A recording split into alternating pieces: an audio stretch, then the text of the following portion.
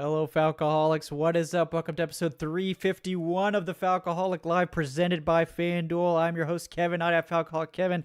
Adnan is out tonight, but it's okay because I got someone else that can replicate his pessimism. And Aaron Freeman, who we just can't seem to stop having on after losses. I was trying to have Aaron on next week, but with Adnan stepping in, I was like, all right, we got to get Aaron in here. So I got someone else to talk to about my frustrations, but he is, of course, at Locked On Falcons, host of the Locked On Falcons podcast, in case that wasn't obvious. Aaron, welcome back to the show. How are you doing on this Wednesday evening? Well, Kevin, I just know every time the Falcons lose, your mind immediately goes to, I need to talk to Aaron Freeman about this because, if anybody can share my misery, it is that individual person. So I'm doing all right. You know, it was a tough loss for the Falcons, but hopefully we'll be able to have a sort of group therapy session here talking about it. Yeah. It was a frustrating game because it felt throughout like they were just a couple plays away from taking the lead or tying it up. There were definitely several moments where they could have easily put points on the board that they didn't. In a lot of ways, it felt like the Panthers game in week 3, but just not as bad. Like, they were very sloppy. Stuff was not going to plan. You know, the opposing defense was really well prepared for what they were trying to do. They did I think they handled it better this time, but it was still not where they needed to be. And of course, end up losing 20-10 in a game that, really they could have, I think, won this game with some better execution, obviously, some better play from players, but also some better decision-making and better management from the coaching staff. And that's kind of the theme of tonight's show, folks, is who is to blame for the Falcons' inconsistency, which is, of course, mostly been on the offensive side of the ball at this point.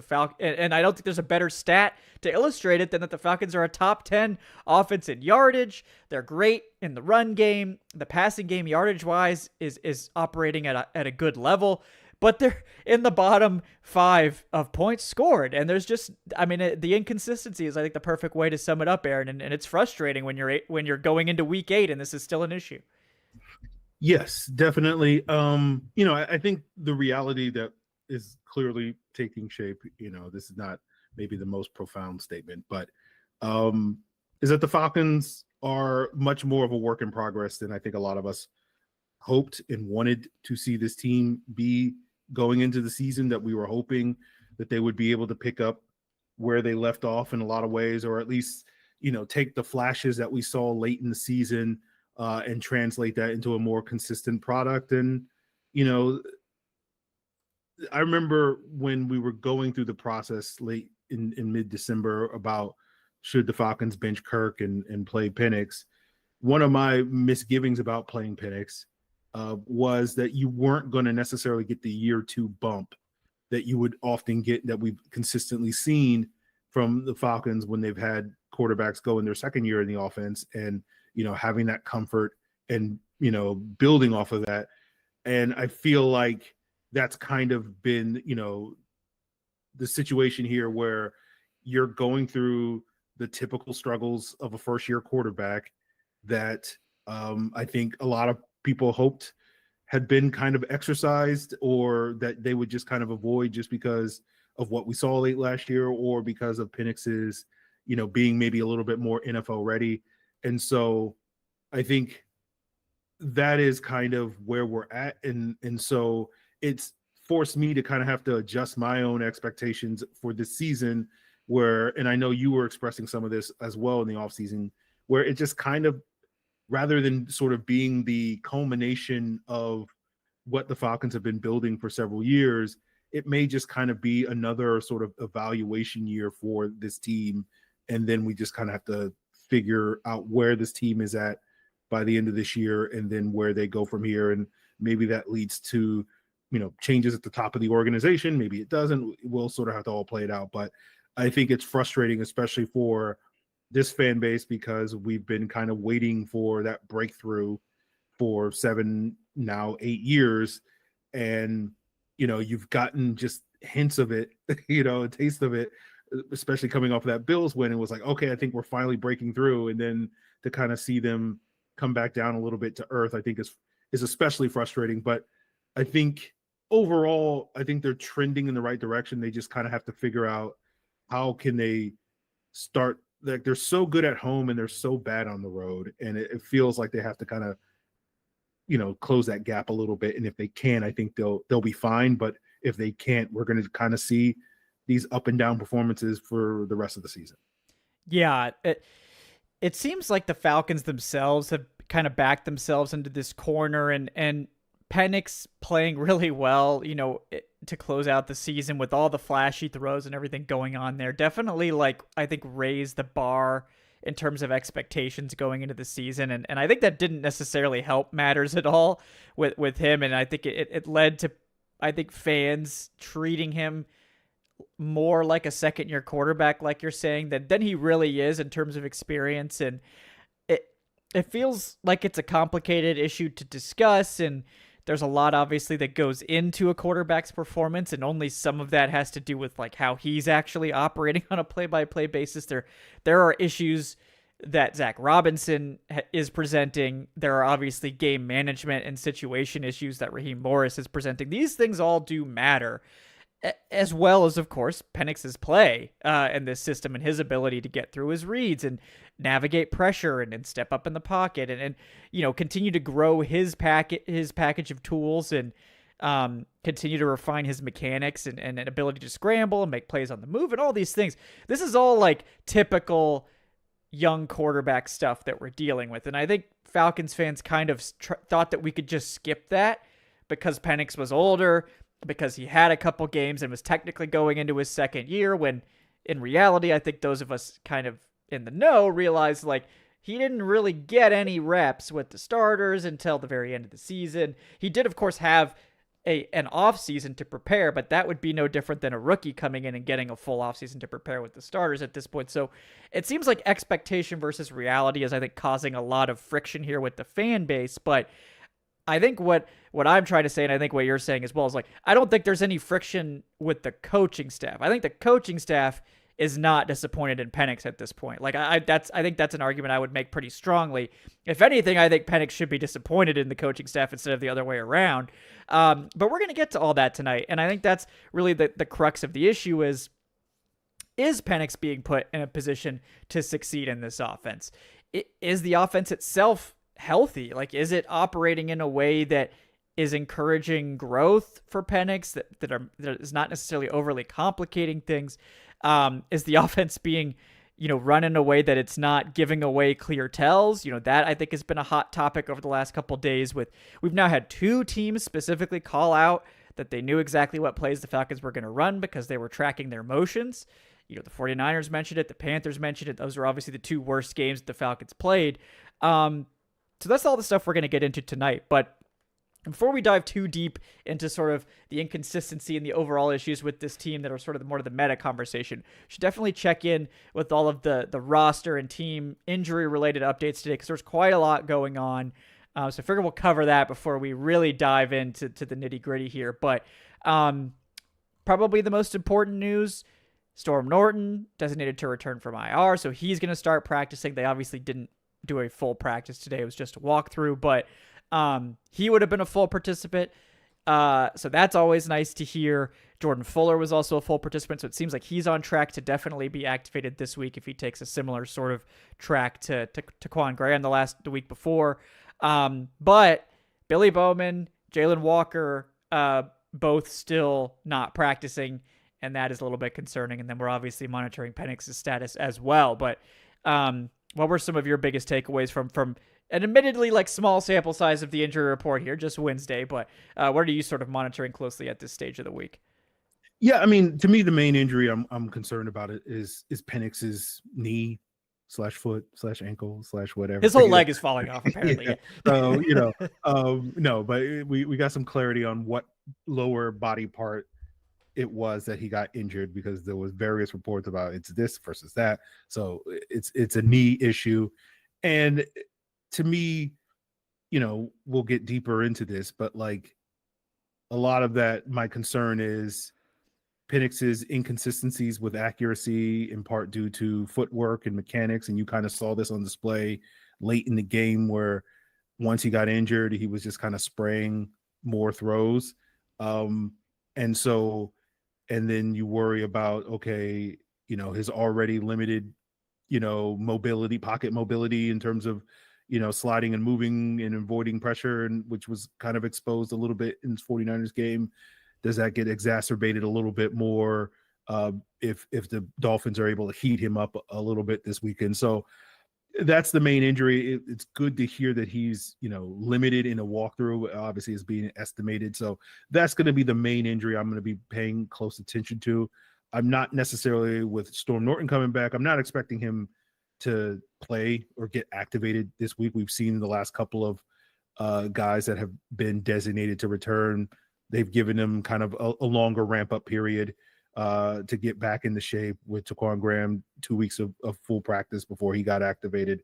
This will be Jordan Fuller's, I think, second week, so he'll probably be more likely to be activated. And I think Storm Norton's missed more time than any of those guys, so he might even need a third week. So I told people earlier today that I figured the earliest we'll see Storm Norton is maybe the Colts game in Germany at this point in time. But it's good to have, him on the mend at this stage, because, Elijah Wilkinson coming off the 49ers game, it's funny because like 2 weeks ago, everybody was like, we're good with Elijah Wilkinson. I don't think we need Storm Norton. And then it's like, okay, Storm, appreciate you coming back. Could be better timing at this point in time. So those are kind of the main ones that I sort of looked at. Yeah, totally agree with all those points. I agree with what you're saying about Storm.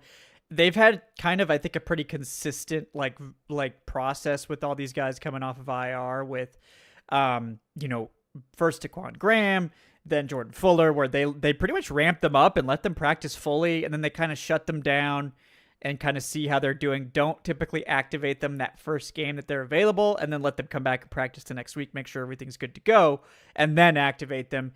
If that's the case, Jordan Fuller should be ready to go, which would be nice. I think there's a non-zero chance that they use more like 3 safety stuff with Divine Diablo's injury, which sounds like we didn't touch on that, but that's probably going to be an IR situation. I would be really shocked if he's not on IR by the time they're making their practice squad elevations and other decisions later this week. But, that one will be nice to get back just for the safety depth. And I totally agree with you that I think Storm Norton is not likely to be activated to the roster this week.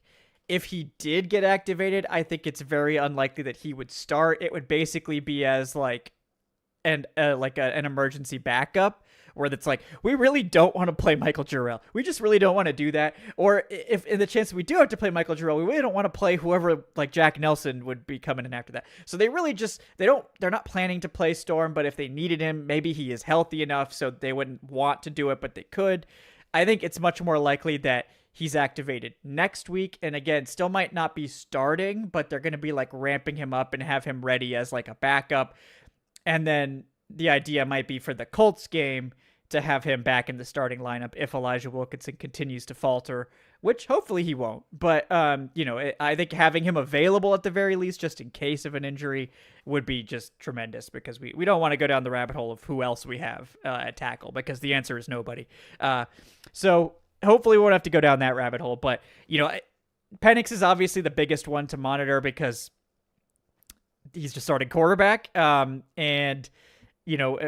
Obviously, I think maybe this is the best possible game to have Kirk Cousins come in against a Dolphins defense that's basically been lifeless for the most part. This could really help my Kirk trade agenda. I need Kirk to just come in against the Dolphins, drop like 303 touchdowns, and just ship him off to Minnesota next week after Carson Wentz face plants again. I need that to happen for the brand. But in reality, Michael Penix probably going to play. It doesn't seem like this is an injury that's going to keep him off the field. But if he's not healthy, I definitely think that this is a game that they could get away with playing Kirk Cousins in and not really like that. The Dolphins have just been so lifeless, I guess. I already said that, but I kind of feel like that's the best word. I think we're all kind of surprised that McDaniel survived the week. I don't think he'll survive another one. I'm actually kind of relieved, because I figured if they fired him and made a change, teams often get that sort of, fired coach bounce the week after. So we don't have to worry about that. Maybe the Falcons will actually be the team that puts the nail in the coffin for somebody, for a change. But it could be like a sort of, we might ultimately get Mike McDaniel fired, but maybe next year we could get Mike McDaniel rehired So maybe that's the end of the show type of discussion here. But and we did have a super chat about that, actually. Alex Foster with the 5 saying, dumb question, but Dolphins fans want McDaniel fired, but Falcons fans seem to be wanting him as an offensive coordinator. Am I missing something? The only thing you're missing is that type of in-season move is like unheard of. Like that would be extremely unusual. But in terms of like, say Zac Robinson, the team mutually parts ways with Zac Robinson this offseason so he can go coach his alma mater. We'll see how this plays out over the rest of the season, but I don't know that Zac Robinson's job is secure at this point. But they mutually part ways, so there's an opening. Mike McDaniel, if this coaching staff stays intact, would make a ton of sense for Atlanta. There's a lot of existing relationships. So yes, in the offseason, makes total sense. But in season, not something that's super likely to happen. So it would just be very unusual. There might even be rules against it. I don't know. But I've never attempted it, so I don't know if there's actually a rule preventing it. But I think I've never seen it happen like that. But yeah, I mean, while we're on the topic, what do you think about, like, maybe this is a good segue into sort of the Zac Robinson conversation, because he seems to be public enemy number one for half the fan base, and I think Michael Penix is public enemy number one for the other half, but everybody hates Raheem Morris at the moment. So, it's kind of, it's a whole thing. Where are you sort of leaning at this point? Because one of the things I think we've talked about is like Penix, we're not really sure at this point, probably won't be for a while. But are you more sure about one of these other guys in terms of what they're bringing to the table at this point? Well, I guess I'm infamous because I was a lot more critical of Zac Robinson in his first year than probably most people. I think a lot of people kind of looked at the issues on the offense last year and they just kind of, I think, went for the low-hanging fruit and being like, it's all Kirk Cousins and all the problems and all the questions that you have with the lack of play action and certain things that Zac Robinson's, theoretically bringing to the table as a play caller. He had to do that because Kirk was injured and limited and all that stuff. And I never really bought that notion. So I always kind of had a lower opinion of Zac Robinson than most. And so going into year 2, I was a lot more skeptical of him than probably your average person, but I did expect improvements in year 2, as we've often gotten from offensive coordinators here in Atlanta the last, few cycles. I do feel like he has grown as a play caller this year. I think particularly over the last couple of weeks, you've seen them, I think, trying to expand their offense. They're adding some new wrinkles and, trying to diversify their run game, trying to increase the play. They had their best game from a play action standpoint 2 weeks ago against the Bills. And they should, in theory, have another very favorable game against the Dolphins, just because the Dolphins have been one of the worst teams in the league defending play action. So, I said on Locked On Falcons after I think the Washington game during the bye week, he was like, well, they haven't figured out the play action by this Miami game. They're probably never going to figure it out. So, I'm probably not as down on Zac Robinson just because I already was starting in a low place. And it was just kind of like, I want to see what growth he makes. And I feel like he's on the path to that. And to me, it's kind of a similar conversation that we're having about Michael Penix, where it's just like, okay, where it's kind of an evaluation year. Where is he going to be by the end of the season? Is this offense going to be the consistent, high-performing, high-scoring offense that we all hyped it up to be, and all the potential that it had by year's end? And rather than sort of looking at it from the week-to-week basis of like, did Zac Robinson cost us this game, or did Zac Robinson win us this game? It's more just kind of looking at it from a long-term lens. And so I'm not as down on Zac Robinson as maybe other people are at this current stage, and so it's just kind of, to me, just seeing where the growth is and what some of the areas of improvement for me.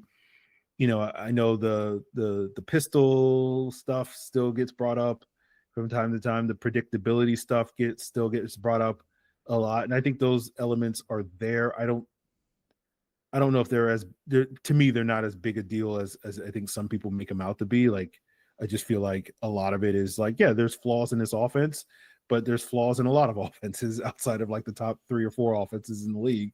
And It just really boils down to whether or not the Falcons can consistently, execute what they're being asked to do in order. That to me is more the promise of this season, which is like you have enough talent that you should be executing at a higher level than what we've seen in the past, rather than having this expectation that like this offense is going to be like this well-oiled machine, and whatnot. So it's kind of a mixed bag to me with Zac, all that to say. But I'm not as down on him currently as others are. But again, part of that is just because I already was starting from a lower spot than others. Right. You're sort of like, oh, welcome guys, welcome to the party. You guys you joined me on the floor that I was already on. But yeah, I mean, I agree with you. I know we talked about it on Twitter like a while ago about like, yes, the pistol is heavily associated with the run and the shotgun is heavily associated with the pass, but that is an NFL wide trend. Were the Falcons doing it to like an extreme level? Yes, but like it's not that, like it might be like 5 to 10% more than another team, not like 30% more. So I agree with you. That's probably overblown. Curious if you've had a chance to look into it. Like, we have heard multiple teams mention it, that they were able to figure out the exact plays based on the motions the Falcons were running. And I know Tyler DeCina put out a video kind of calling that out as like the Falcons use unique motions for their pass plays and run plays, and there's no marrying of those concepts. Do you think that's a big deal, or is that something you think is also maybe a little bit overblown? No, I think that's an issue. I think that does help.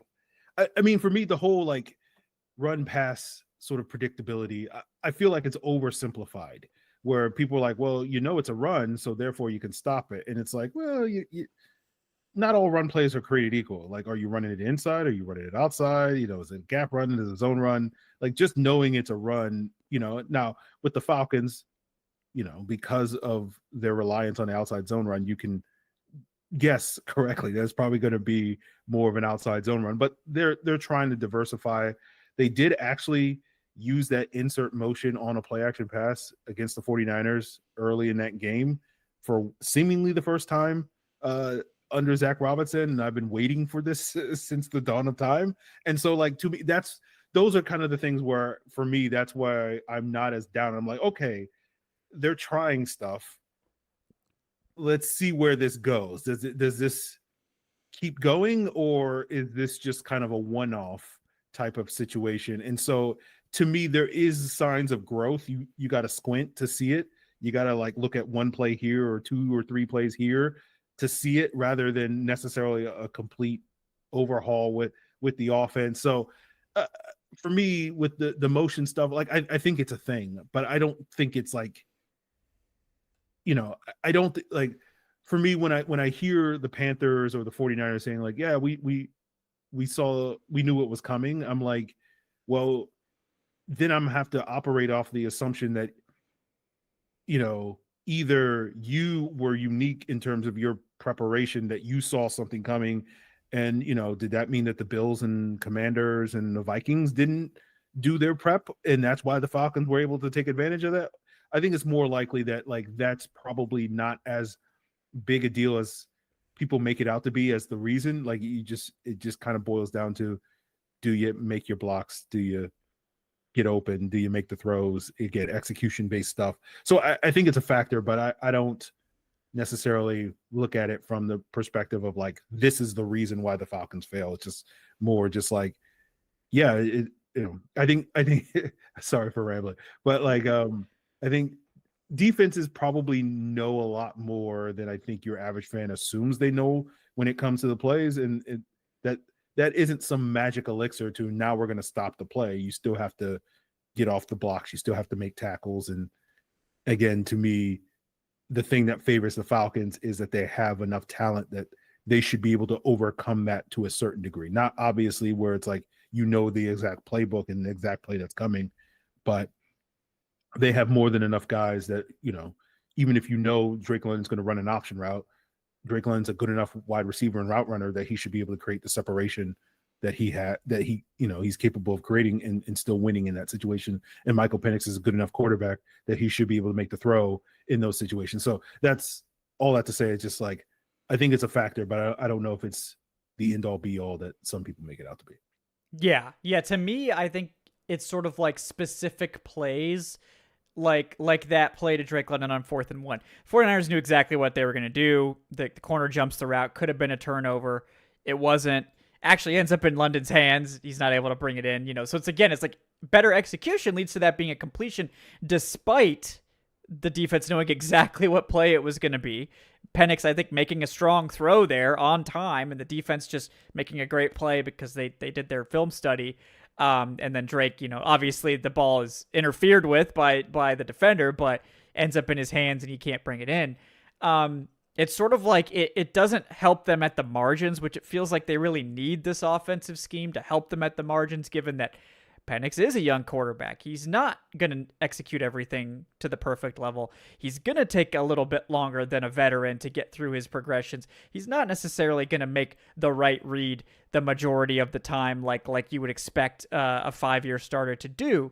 So I think these little issues that, like, you add them all up and they feel a lot bigger. But I think it's magnified because of they're asking a young quarterback to do it. And if they, it's still, to me, I think the biggest pet peeve is that I feel like this offense is still designed for Kirk Cousins. And I don't really get that. It feels like they really do treat Penix like Kirk Cousins, not in the way that he's like, oh, he can't move. Like, they're not treating him like that. It's more like they are expecting him to make the same reads, the same throws, or better throws, obviously, considering his ADOT in some of these games. Like, they're sort of treating him like a veteran, and maybe that's like ultimately good for his like long-term growth, that we're not going to put training wheels on this offense. You're going to learn how to do this, the hard way from the beginning. Maybe that's a good thing, but it doesn't seem to necessarily be resulting in a consistent offense at this point, because it feels like they're asking a whole lot of Penix on a game-to-game basis. Yeah, I think that's a fair way of putting it. I tend to, it's funny because like I think back to the Desmond Ridder experience, and there's a lot of parallels between the 4 games that Ridder had, and you're like, oh, like the good is good, and like if he can maintain this for a full season, this is good enough with the run game and the defensive improvements that the Falcons will be able to win. And then rather than seeing the good flashes, you saw some of the bad flashes get accelerated throughout that season with the turnovers and whatnot. And you're kind of seeing a similar thing with Penix. Penix is obviously better than Desmond Ridder. The floor is higher. He's not, the main issue with Ridder was always the turnovers. And that led to, as you said, the Falcons kind of putting training wheels on the offense at various points when they were just like, okay, well, we can't trust our quarterback to make the right reads and make the right throws. So we had to have to take his decision-making out of the equation. And that really kind of limited what Arthur Smith and that offense could grow into. And then you couple that with, the run game not living up to the expectations that season, it really kind of stagnated that offense in a major way. And I feel like with Penix, because you're not, outside of the Carolina game, you're not really getting the turnover-worthy plays at the high clip. He still makes some questionable decisions from time to time and makes a bad throw every now and then. But you can generally expect Penix to not make the wrong decision or forcing a throw in the coverage that leads to a turnover. Now, sometimes he might not pull the trigger on a tight window throw, and whatnot, and that's led to the offense maybe not having some of the routine's not the right word, but some of the plays that they want, that you're talking about, that a veteran quarterback would know, okay, I got to go here, my first read isn't here, my second read is going to be here, and I got to trust it and throw it. And Penix, you can kind of see the wheels kind of spinning with him that comes with a young quarterback. But it is all that to say, like, I feel like it's a good thing. I guess I'm saying, like, I think of it better as a good thing that they don't have the training wheels on him, because it would just be the Ridder situation. And so it leads me to being optimistic that if and when Penix figures it out, particularly in the back half of the season, and hopefully we'll start seeing him kind of have that breakthrough over the next month where we can get more consistency for him to playing. It will mean that if he does figure it out, like this offense is going to perform like he's a veteran, maybe not a Matt Ryan in his prime, but still a very talented young quarterback. And so I tend to look at it more as that notion that you're talking about, as the glass, I guess, is half full as opposed to half empty in that regard. So I look at it as more positive, but I can understand from your perspective why in the short term that can lead to some limitations in this offense. Yeah, I totally agree, because I think you definitely see the hesitation at times, and I think he didn't really have that in his first 3 games, and I think that's because when he came in, it was like, I have no downside, right? Like, I can rip this ball.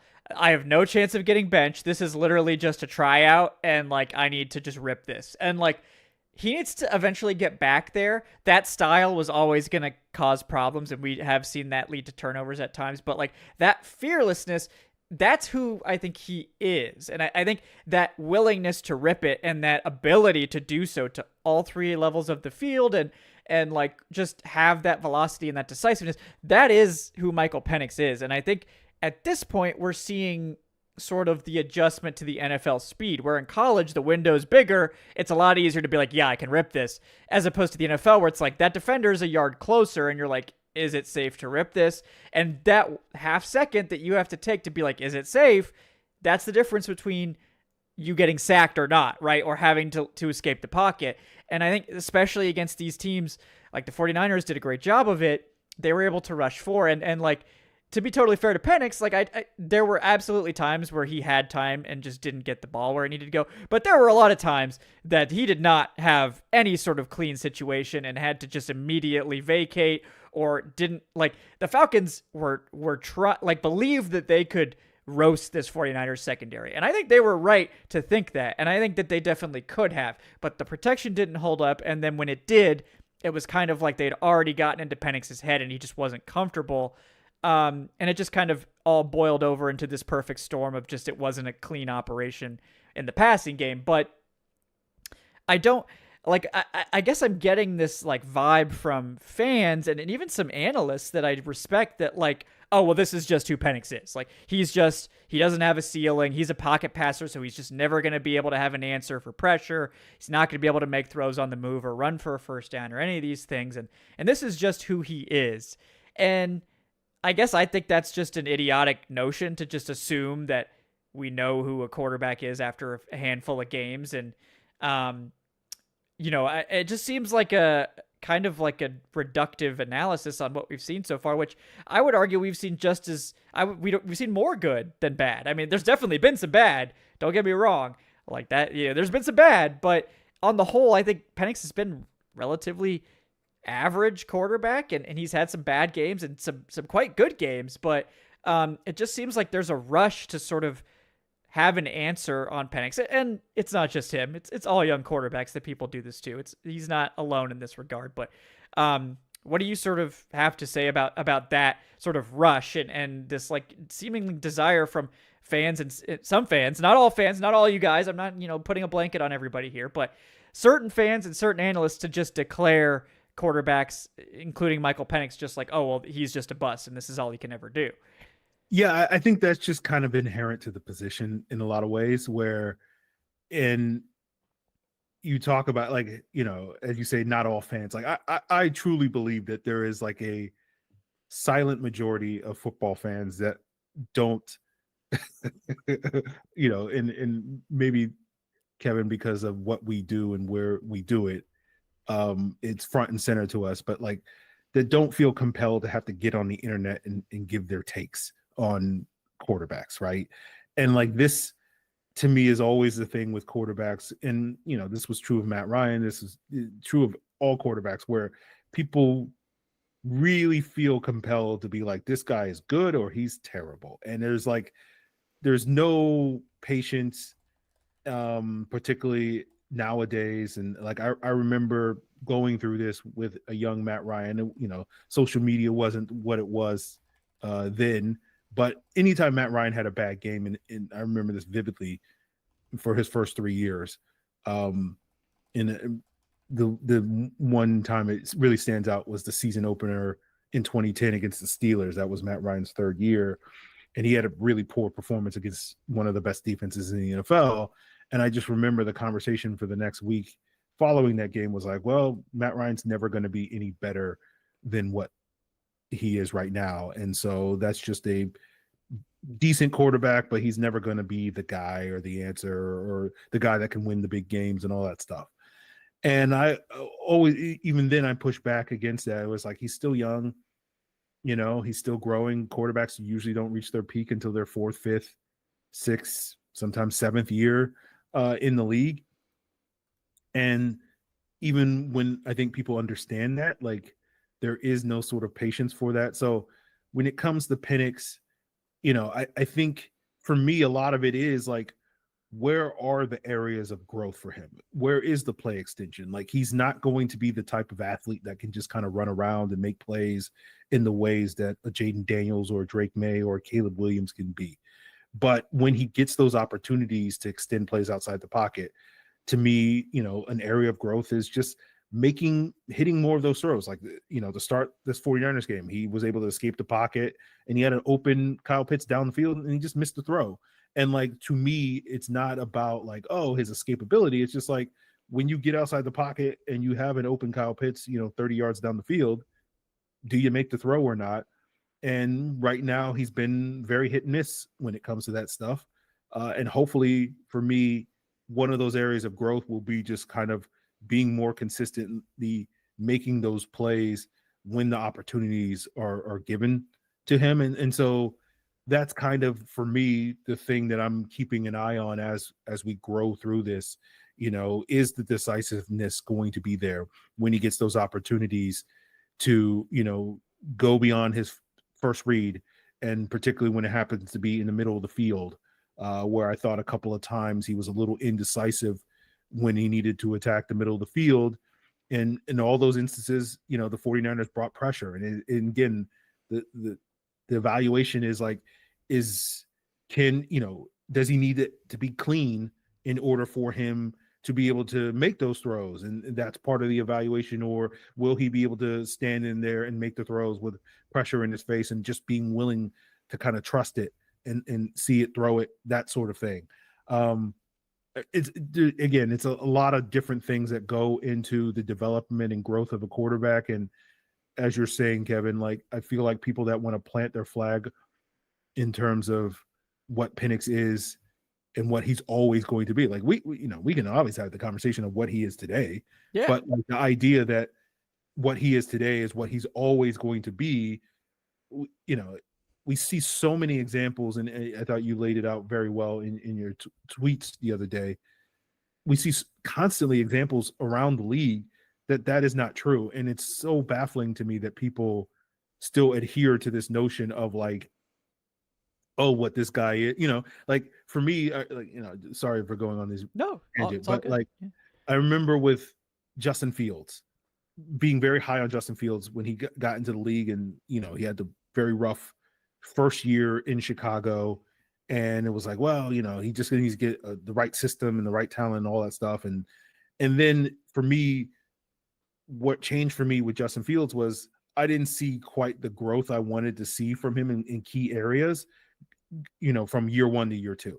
And so for me, I became a little less high on Justin Fields at that point. But by that point, we're talking like 25, 30 some odd starts for Justin Fields before I was willing to basically say, oh, he might not grow into the player that he is capable of being. But even still now, 3-ish years later, he's still getting opportunities, and you're still trying to evaluate him as a quarterback. And so maybe now after 5 years, you can firmly say, okay, Justin Fields is X and he'll never be Y or whatever. But to do that, 6 starts into this season and 9 games into Penix's career, I feel like is being very premature. But I just think it's kind of the nature of the quarterback position where people are very loud and wrong about quarterbacks all the time. And so a lot of people, because they didn't like the Penix pick, want to sort of be like, see, I told you he stinks. and then then you have the backlash to that backlash, and it just goes back and forth, and you just have a whole lot of people being a small minority of people being loud about a thing, and either side is kind of wrong, because it's like one side is like, well, he's done nothing wrong, and then one side is like, he does everything wrong, and it's just like the truth is somewhere in the middle. But like for most of us, it's just like, let's just wait and see, and then we'll have a full season hopefully by the end of the year to evaluate him, and then we can make a more definitive judgment. But even then, it won't be like he's going to be this in all of perpetuity. So I just think patience is needed, but the ways of the internet is that people don't like to be patient. Yeah, that's a feature for sure of this whole discourse. But I mean, yeah, there's so many examples of it, and we keep and like I think even like the last couple of years, it's been even more extreme, where we see guys like Sam Darnold, who was like a disastrous quarterback, like not even like flashes of hope. Like this man showed nothing, like nothing at all for years, and the Panthers had, it's still hilarious to me, they had Sam Darnold and Baker Mayfield, and like they were like, these guys suck, and then get him out of here. And then both of them, like Baker Mayfield's in the MVP race, and Sam Darnold's playing extremely good football for two different teams. So it's not just KOC propping him up, he's looking good over in Seattle as well. The coaching makes such a big difference for these guys, as well as like the opportunity to grow. But it's also like you can't necessarily wait to the second contract either. Like, I'm not saying, like, when I mentioned that, people were like, oh, so you're going to wait, you're going to be saying we don't know anything about Penix until year 7.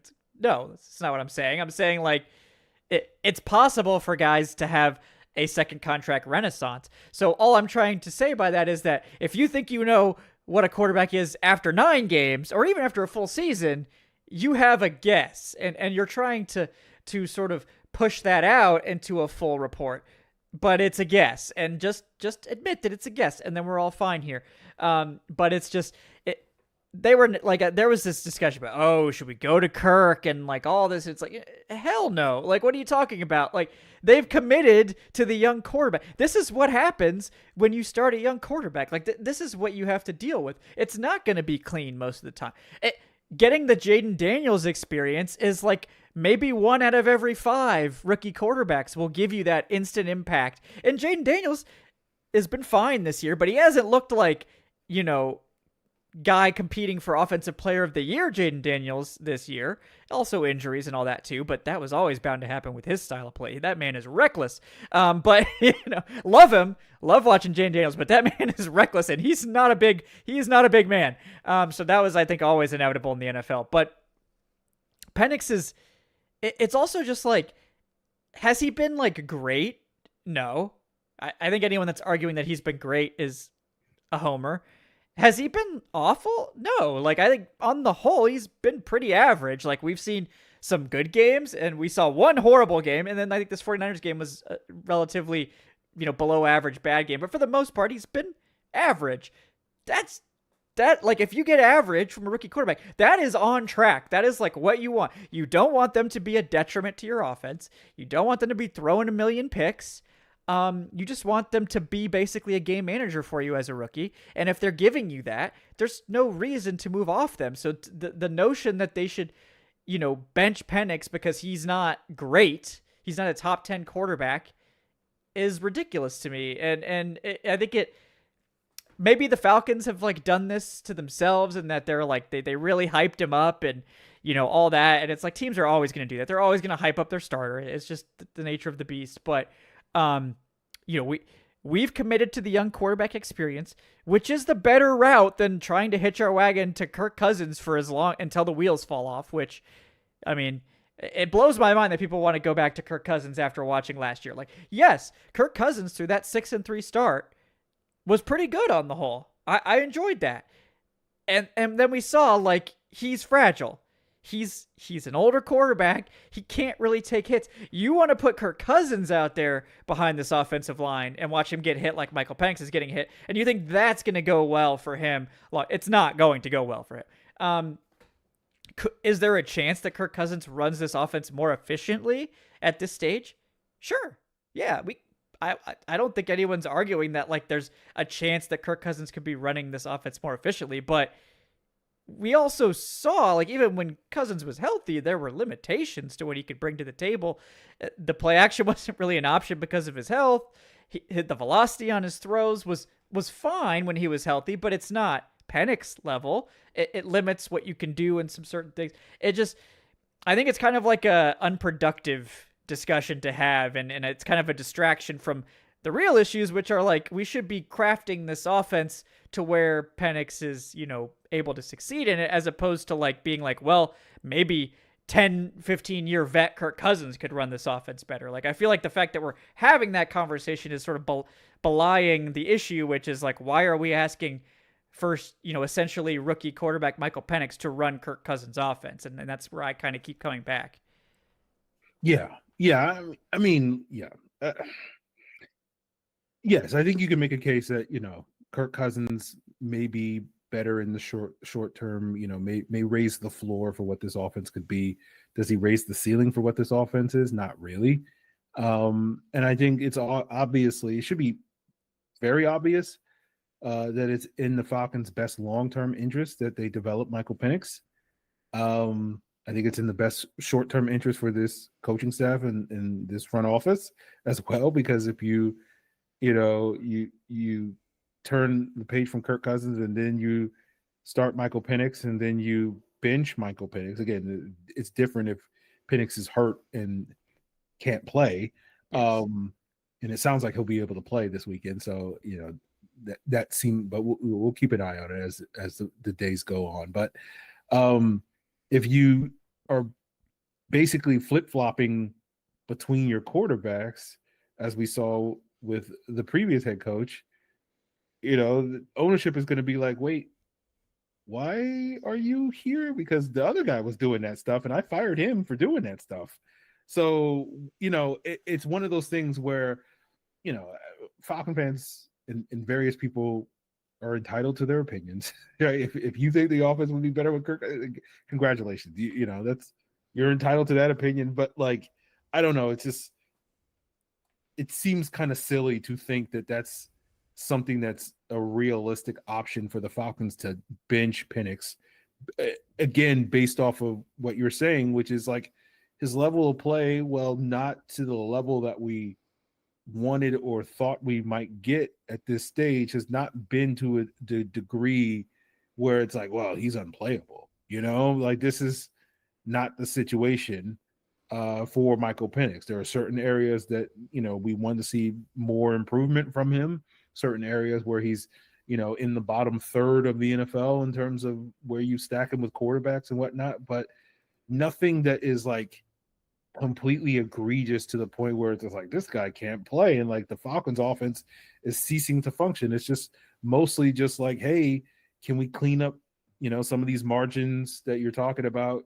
Can we get some of that sort of fearlessness that we saw late in the season?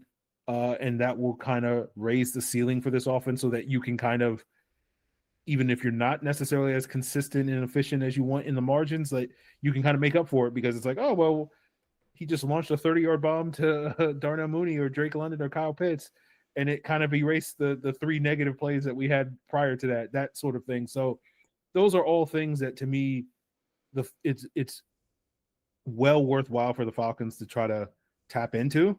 I get the frustration that people have that, the team isn't having the level of consistency and success that they want, but them's the breaks. That's being a Falcon fan, baby. Like, I don't know what you first time. Yeah. Like, every offseason we sit here, we jump aboard the hype train. I love it. But we like to pretend, love you guys. Yeah. That like this team is it's gonna be smooth sailing. And it's like, have you not been a Falcon fan? Is this literally your first time? It's gonna be a roller coaster. And as our good friend Dave Cho says, being a Falcon fan was it like riding a roller coaster with a terrible safety rating? Like, yep.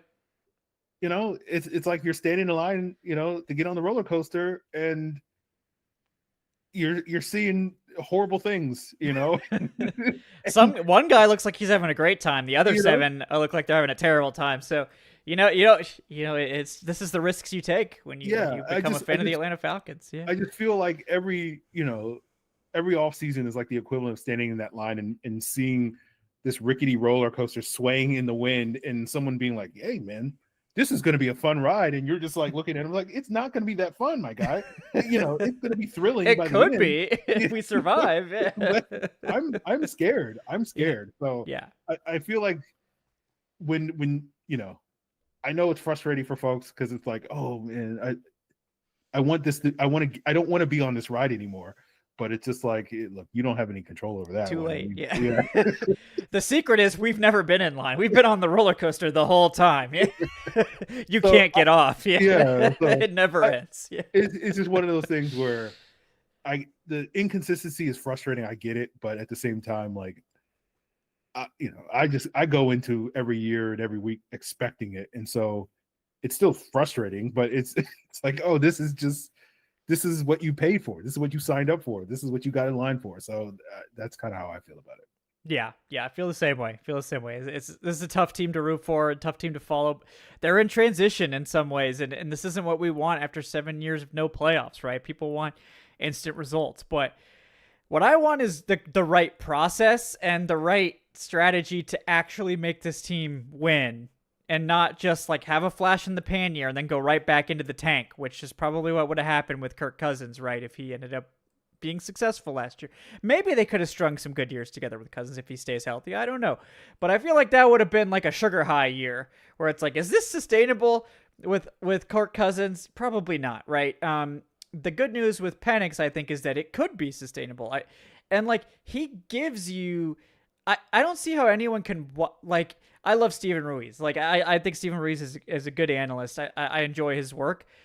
His insistence that Michael Penix is a low ceiling quarterback makes no sense to me because you can just watch his arm talent and his ability to hit any level of the field incredibly quickly with placement in time. Like it's all there for him. Like he can make any throw in the book. And we've seen plenty of quarterbacks that didn't have the rest of this package be successful with just being able to make every throw in the book. So to me, that's a high ceiling trait. I get that he's not a running quarterback, but like, since when did you have to be a running quarterback? I know that that's in now. Like that's how people are trying to do it, but you can be successful as a pocket passer, but you just have to craft a team and an offense to have a pocket pass. Jared Goff has been, anchored one of the best offenses in the NFL. That man can't move. Like he can, we've seen this is something that can work, and it can still work today. So I don't think we need to be too obsessed with dual threat. I love dual threat quarterbacks. I think it's fun. I think it's fun to watch. I think it does unlock a lot for your offense. And I think Michael Penix is a better mover and rusher than people give him credit for. We've seen his rushing ability when he sees it and he feels it. He has some speed. He has good instincts for where to go with the football. Like we've seen him get a touchdown just barely, get a first down just barely, convert these critical moments. He has a good feel for how to rush the football and where to go with it. He's just not comfortable in the offense at this point. I think that's affecting his ability to move and make these quick reads and quick decisions more than any sort of deficit of his ability. And I think that's where I disagree with some of these analysts where it's like his ceiling is low because he can't do it. It's like, I don't think he can't do it. I think he needs to be able to get comfortable and get to a point where he doesn't have to spend so much time thinking that he has no time to react. And I think this happens to young quarterbacks. It's very common. It takes longer for them to process. That's where he is right now in his development. And I think it would be a mistake to assume that that's just who he is when we have every reason to believe that it's just a factor of inexperience and in the NFL. Yeah, I think that's fair. Yeah. All right, guys. Well, let me get to some donations here before we close out tonight. We got Brandon Brass with the 2 says, Penix seems to struggle with the blitz and forgets protocol. I would argue that the offensive line struggles with the blitz and forgets protocol. They don't seem to be able to pick up basic stunts. So that is problematic to me. I don't think they're having Penix necessarily call all the protections or anything like that. So to me, it may be some of a factor of Penix's inexperience and some of a factor of Ryan Newsle's inexperience, but the blitz and how everyone picks it up needs to get fixed. I do think Charlie Warner playing in the backfield has kind of run its course. Like, he doesn't seem to have a good feel for how to pick up blitzers in the backfield, in my opinion, which makes sense because he's never played in the backfield before now. Like, he's been an inline tight end. I think we should probably just, the majority of the time, let him play inline tight end because that's his position that he knows how to play. He's played his entire career. But, we'll see what they decide to do with that. But we got George Costanza with the hot takes. I know George is frustrated.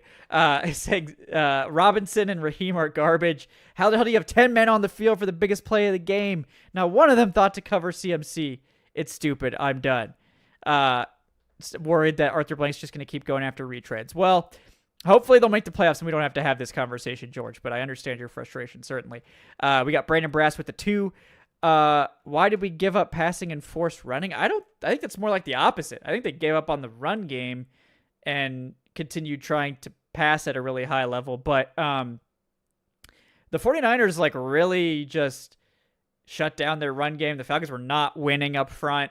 They didn't really make a lot of adjustments, I thought. Like, the 49ers, I thought, kind of showed them how to beat like what they were running by just doing it to the Falcons. They didn't really copy any of that. It's like, oh, the 49ers are doing our defense against us and it's working really well. So what are they doing against us? Running a ton of inside man gap stuff to take advantage of our over aggressiveness. Maybe we should consider doing that. No, that didn't really seem to cross their minds. But this has been a constant complaint of mine, is that this team needs to be balanced and their ability to run any concept, because I think that they can run any concept with this offensive line. And obviously Bijan and Algier, I think, can run any concept. These aren't zone exclusive running backs either. Do you have any thoughts about that, Aaron? Like, I still feel like we should be much more balanced offensively in terms of the run game, but yeah. I feel like they've made strides diversifying away from just basically spamming outside zone. Yeah, I agree with that. I do. Yeah. Mm-hmm. It feels like, yeah, I think you're right with this 49ers game is interesting because I feel like because of how good the 49ers coaching staff is, they really kind of expose some of the limitations in what the Falcons are doing on both sides of the ball. And maybe I'll be, looking stupid in a couple of days or weeks. I don't expect this to be the norm for the Falcons for the rest of the season. And so I look at a lot of the things that the 49ers did that I think they did a lot of tendency breakers, right? Where they were at the bottom of the league and playing man coverage, and then they dialed up. They played almost more man coverage than any team in the league this past weekend. And it kind of caught the Falcons off guard, and they've not really been a blitz team. And then they started throwing some of the blitzes. They were like, Robert Sala was like, "Oh, Jeff, what you got going? We'll take a couple of those blitzes that you do at the Bills, and we'll throw them at you and see how you handle that." And I think they kind of caught the Falcons sleeping a little bit in that regard. And, that can be obviously said to be an indictment of the Falcons coaching staff, but I kind of think it's a testament more to how good the 49ers coaching staff. And I'm not going to say it's a good thing that the Falcons got exposed like this, but I do feel like there is the potential for them to be like, oh, maybe we need to do a better job. It's kind of like we kind of got caught with our pants down in a lot of ways. And as you say, Kevin, at the top, like they were still competitive in this game for, 58, 59 minutes and still had a chance to win this game, despite the fact that I think the 49ers kind of coach circles around them. And so it's just like, man, if we were just like 15% better from a coaching standpoint, maybe we probably would have come away with a win. So I know that doesn't answer your question about the run game. No, but, it's okay. Yeah. I do feel like they're on a path potentially to fixing some of these issues, but it's really hard when you come off a game like this where it does feel like the opposing coaching staff just really kind of just was like, oh yeah, we figured out everything you're doing, and we came up with the exact blueprint to stop it. And I'm optimistic that most of the teams that the Falcons are going to face this year aren't going to be able to do that to them, but there's probably going to still be a handful of them. So there's probably still going to be like maybe 3 or 4 games like this the rest of the way. And just, you're kind of hoping that, the other, 8 or whatever the math is that don't go this way, and the Falcons will, win all of those games, and then it'll be fine in the end. So, I think the run game stuff still needs some tweaking, but I'm not sure. All that to say is I'm not too worried about it, because I think they're on a path there. It's just not at the pace that we want it to be. Yeah, I think that's totally fair. And to give them credit, like they've shown much more willingness to run like duo and some of those concepts this year, that this isn't Arthur Smith where it's just like outside zone or bust. And even since last year, I think they've become more balanced up front, but I think they've got a ways to go there to where I would like to see them be able to just rip out any concept. And because I think they can run it. Like, this is not like a tiny zone only offensive line. I think they've done a great job at finding an offensive line that is pretty versatile. They've got guys throughout that can do a little bit of everything. I mean, obviously without having Caleb McGarry, it makes it a little harder, because I think he was really a guy that could probably excel in man too, as opposed to just zone. I think maybe Wilkinson's more zone, and Newsle's definitely going to be more of a zone player, but I think that they've got the personnel to make it work, and I hope that we do see more of that as the year goes on. Just gives them more answers when teams load up to stop the outside zone in particular, that you could take advantage of some of that over-aggressiveness. But we got George with a couple more here. Thanks, George. Saying, we got $100 million on the bench. This team is in win now mode. We're here talking about seeing the growth. Well, that's what you have to. They made the decision to start Penix, George. Like, the Kirk Cousins money is gone, and most of that $100 million is not guaranteed. Okay, like, let's be honest. Like, there's like 35 million next year and 35 million in 2027, completely unguaranteed. That's 70 million right there. Yes, the rest of that they do have to pay unless they trade him, in which case we'll see. They could trade they could trade Kirk for like very little cash if they wanted to eat it, if they wanted to facilitate this deal. Do they want to do that? It doesn't seem like they do. So we'll see how that saga plays out. There's a couple more weeks. We'll see if anything interesting happens. Our best hope is that JJ McCarthy actually is terrible, and like the Vikings are like, this is my plan, Aaron. All right, you ready for this? So the Falcons eat, a good amount of the money, so that the Vikings are able to get Cousins without having to make any other moves. So they get Cousins for like 7 or 8 million this year and 10 million next year. Falcons eat the rest. We get pick 99, which is the compensatory pick that the Vikings got for Kirk Cousins.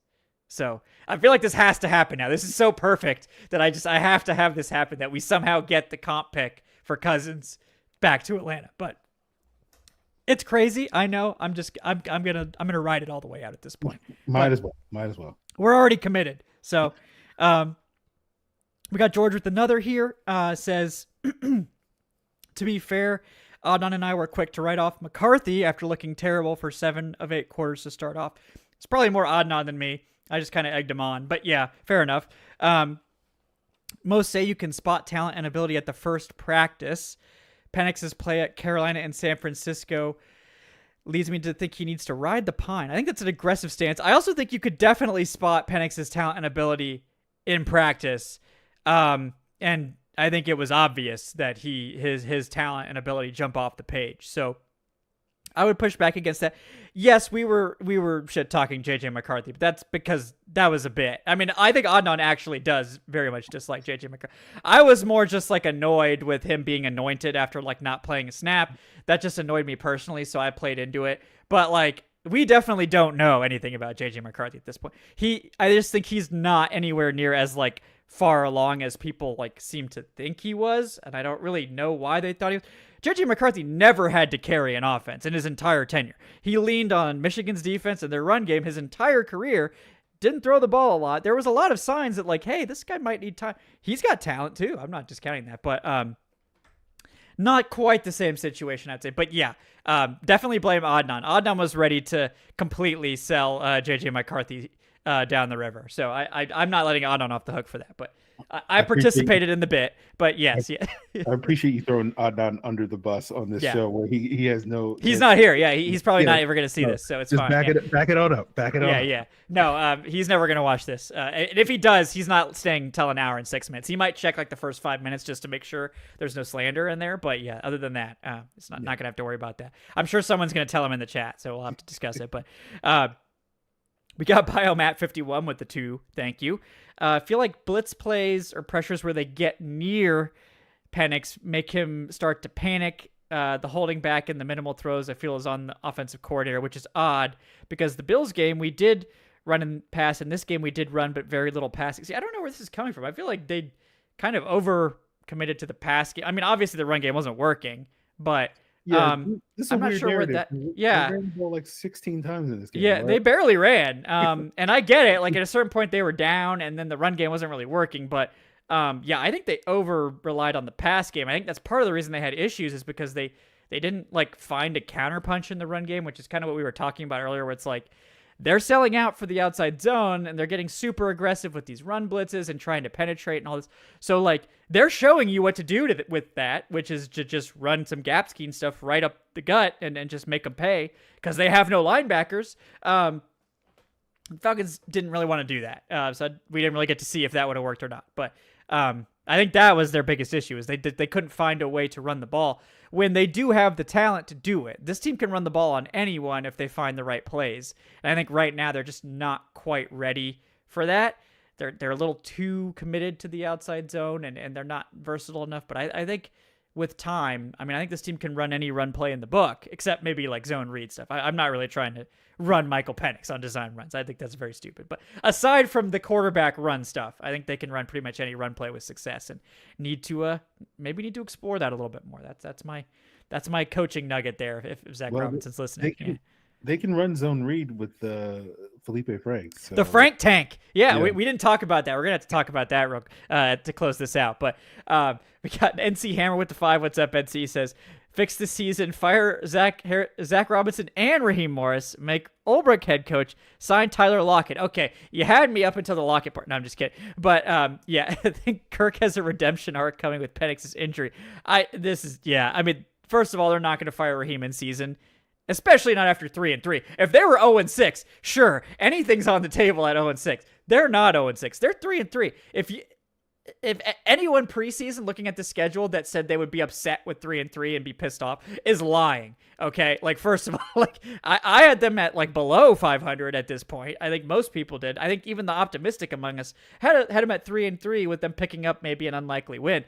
They're on track. Okay, like yes, they should be 4-2 at minimum. Probably should be 5-1. Probably should have beat the Panthers too, if we're being honest. But they chose that. They played a terrible game against the Panthers. They played a bad game against the 49ers. They're still 3-3 with wins against some very good teams. Like this team is on track. There's no reason to talk about firing coaches at this point. At the end of the season, if this offense is stuck in the mud or whatever, they're still 28th in scoring at the end of the season. They're not going to roll with Zac Robinson anymore, I don't think. But like, we got to see what happens. I don't think anyone's really considering firing coaches. Tyler Lockett, like I would kick the tires. Like, I'd have him in for a workout, but there's not much dynamic ability left there. He's more of a possession receiver at this point. I love Tyler Lockett. I held on to Tyler Lockett in my dynasty team up until this offseason, and I was like, he can't crack the rotation in Tennessee. Okay, we got to move on. But let's hold off on the firing of the coaching staff at 3-3, guys. I'll be there if they blow it and don't make the playoffs. We can have that conversation. I'm happy to have it, but at 3-3, probably not going to get very far with that. We got Alex Foster, the 5. Thanks, Alex, saying, being a Falcons fan is like watching bad answers on Family Feud. Every now and then it works out, but it's usually frustrating, but it's never boring. I've never been bored watching this team. That's true. That they've always delivered some kind of excitement, even if it's the kind that makes you really pissed off. And then Jason with the bold offensive line takes here. I would rather see Lamar Holmes, Gabe Carimi, or Jeremy Trueblood at tackle than Michael Jarrell. Disagree. Michael Jarrell was not good, but I don't think he was Lamar Holmes bad either. Okay, that is a 1-of-1 situation that we saw with Lamar Holmes. Also, Lamar Holmes was the starter. Okay, like Michael Jarrell is the OT4 at best. Okay, like that is a very different expectation too. It's not fair to him. Jeremy Trubla was the starter, or okay, that was not a functional system that we had going there. He would say also he would like to see linebacker safety Isaiah Simmons, one of my like biggest draft misses. He's a Swiss Army knife. Also played knuckle corner at Clemson. Look, I'd bring in Isaiah Simmons. I mean, I think this is the type of defense that could probably use his talents, but he's just never really been able to like figure it out, unfortunately. And then Brandon Brass for the last one here says, why does the run game call plays you can tell before they're even run? Well, I wish I had an answer for you, Brandon, but it seems like at least some of the motions are giving away like where they're going to run. Like, I think that's kind of the underrated thing is like, the motion giving away that it's a run, like Aaron was saying, isn't necessarily going to kill your play.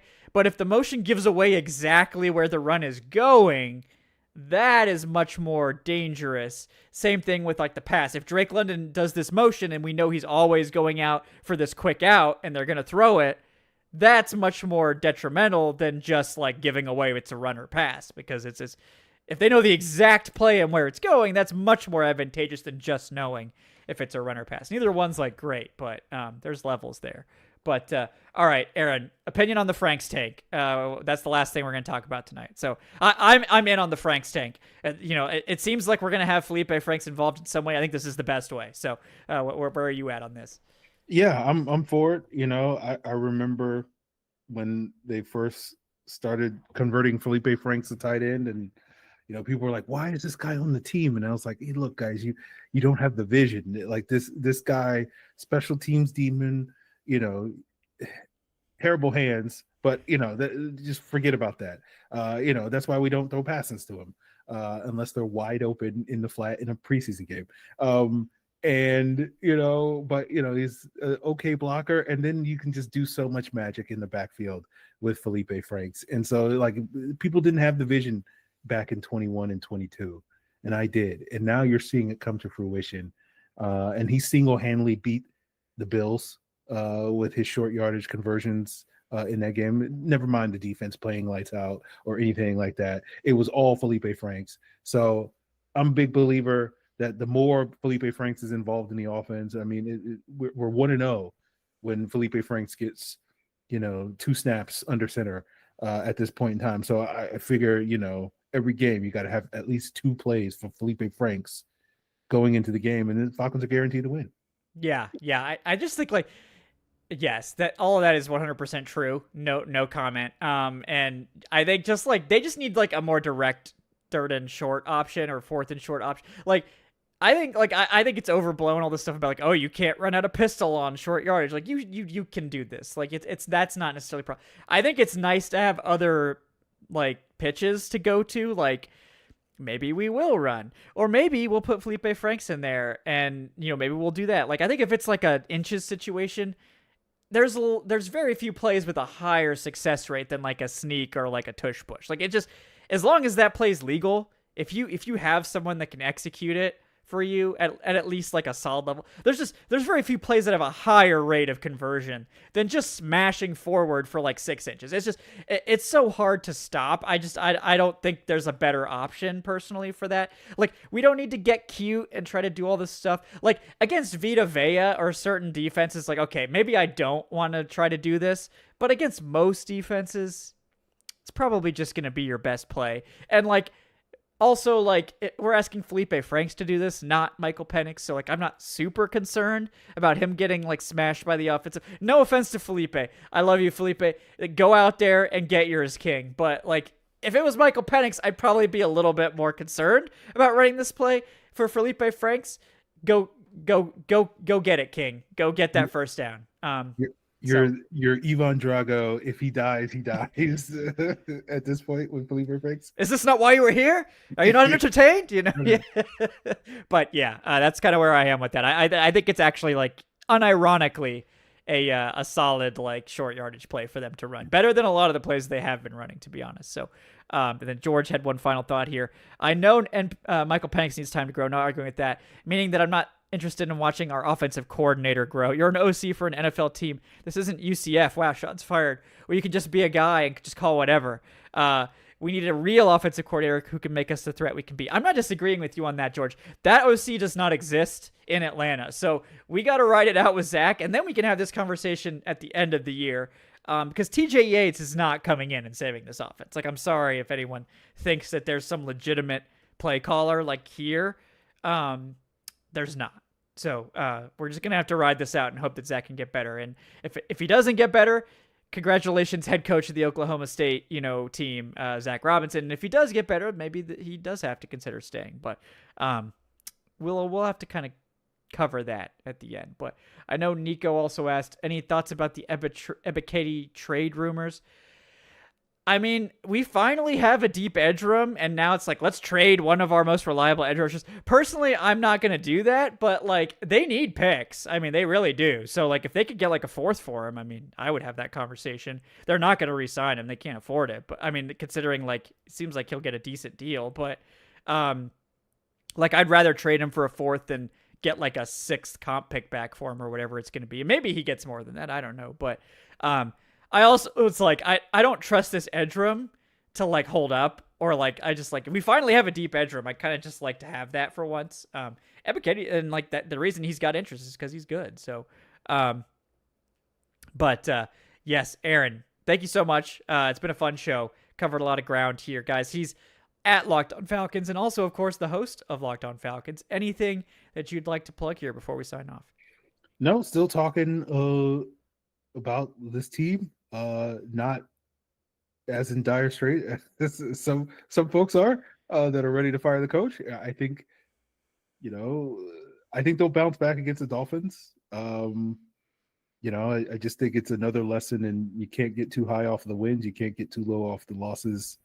They're, as we said, they're going to be a bit of a roller coaster this season, and hopefully as they get through this upcoming 3-game stretch, hopefully it'll start to smooth out and they'll start playing good football consistently, and we'll look back and say, hey, we've come a long way. And so, but those are the conversations that are ongoing over at Locked On Falcons. So we'll see what this team could do this weekend and break that down tomorrow on the pod. So go check it out.